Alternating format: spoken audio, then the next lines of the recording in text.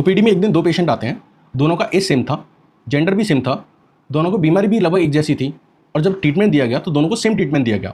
जब 7 दिन बाद उनको बुलाया गया और पूछा गया कि कैसा महसूस हुआ, तो उसमें से एक बताता है कि मुझको बहुत आराम मिला और मुझको बहुत अच्छा फील हो रहा है। जब मैं दूसरे पेशेंट से पूछता हूँ कि तुमको कैसा लगा, तो वो बताता है कि मुझे कुछ खास आराम नहीं मिला। अब ऐसा क्यों कि बीमारी सेम थी, ट्रीटमेंट भी सेम दिया गया, तो उसमें एक को तो आराम मिल रहा है और एक को कोई खास आराम नहीं मिल रहा है। ऐसा क्यों होता है? तो इसके पीछे दो रीज़न हो सकते हैं। एक तो ये रीज़न होता है कि जब वो इंसान डिफरेंट है तो उनका जीन भी डिफरेंट होगा, तो क्योंकि उनका जेनेटिक कॉन्स्टिट्यूशन डिफरेंट है तो उस दवा के प्रति जो रेस्पॉन्स होता है उनकी बॉडी का, वो भी थोड़ा थोड़ा अलग होता है, जिसकी वजह से हमें डिफरेंट रेस्पॉन्स देखने को मिलता है। बट उससे भी ज़्यादा जो इंपॉर्टेंट है वो होता है साइकोलॉजी, पेशेंट की साइकोलॉजी, कि पेशेंट का माइंडसेट क्या था।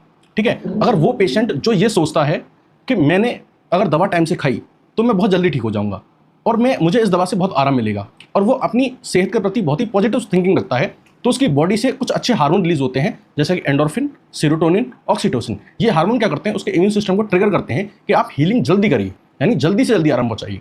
वहीं दूसरा पेशेंट जो ये सोचता है कि मुझे दवा से भी आराम नहीं मिलेगा, मैं ठीक हो ही नहीं पाऊंगा, मैं कुछ भी कर लूँ मेरी सेहत ठीक नहीं होगी, जो नेगेटिव थिंकिंग रखता है, उसके अंदर फिर एक अलग तरह का स्ट्रेस हार्मोन रिलीज होता है, उसको बोलते हैं कॉर्टिसोल। और ये कॉर्टिसोल क्या करता है? जो हमारी बॉडी का इम्यून सिस्टम होता है उसको और डाउन कर देता है, तो जिसकी वजह से हमारी जो हीलिंग होती है, जो क्योर होता है, वो और ही ज़्यादा डिले हो जाता है। तो पहली वाला जो केस था जहाँ पॉजिटिव थिंकिंग थी उसको बोलते हैं प्लेसिबो इफेक्ट, और दूसरा वाला जो था उसको बोलते हैं नोसिबो इफेक्ट। तो ये जो मैं बात बता रहा हूँ ये सिर्फ हेल्थ तक रिलेटेड नहीं है, ये आपकी पढ़ाई से भी रिलेटेड है। अगर आप कोई भी काम, कोई भी पढ़ाई या किसी भी एंट्रेंस की तैयारी अगर आप पॉजिटिव माइंडसेट के साथ करोगे तो आपकी बॉडी, आपका ब्रेन आपको सपोर्ट करेगा। जो इंसान खुद से ही हारा हुआ है उसकी बॉडी कहाँ से उसका साथ देगी? जो इंसान नेगेटिव थॉट के साथ किसी भी एंट्रेंस एग्जाम की तैयारी करेगा तो उसकी बॉडी भी उसका साथ नहीं देगी।